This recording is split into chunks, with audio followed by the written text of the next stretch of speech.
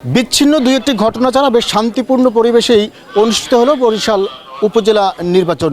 আমি এই মুহূর্তে রয়েছি বরিশালের পিআরসি স্কুলে। এই স্কুল কেন্দ্রে কিছুক্ষণ আগে দুই গ্রুপের মধ্যে উত্তেজনাকর পরিস্থিতির সৃষ্টি হয়েছিল, কিন্তু সেটি বেশি দূর গড়াতে পারেনি। আইন শৃঙ্খলা বাহিনীর কঠোর পদক্ষেপের কারণে কিন্তু পরিবেশ শান্ত রয়েছে।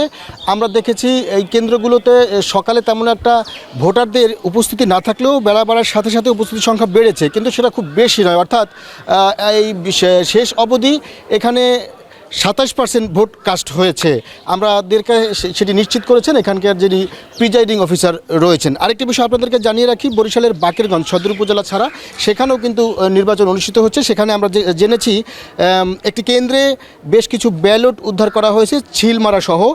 সেখানকার যিনি মতিউর রহমান বাদশা প্রার্থী রয়েছেন, তিনি সেই সিলগুলো মিডিয়ার সামনে উপস্থাপন করেছেন। তিনি আমাদেরকে জানিয়েছেন যে সেই ব্যালট বক্সগুলো যারা সিল মারছিলেন তাদের মধ্যে কেউ একজন সেটি বক্সে না ভরে তার হাতে সেটি দিয়েছেন, এবং তিনি সেটি কিন্তু ব্রিফ করে আমাদেরকে জানিয়েছেন।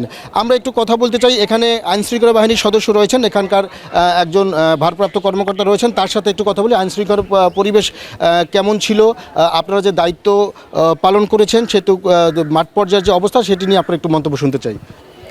পুলিশ নিরাপত্তা রক্ষার্থে সর্বোচ্চ সতর্ক অবস্থান আছে, কোথাও কোনো সমস্যা হয়নি। শেষ পর্যন্ত ভালো থাকবেন ইনশাল্লাহ। শুনছিলেন আইনশৃঙ্খলা বাহিনীর সদস্য যারা রয়েছেন তাদের বক্তব্য। সবশেষ বলতে চাই, আসলে সদর উপজেলা নির্বাচনের যে নির্বাচন সেটি মোটামুটি শান্তিপূর্ণভাবেই অনুষ্ঠিত হয়েছে।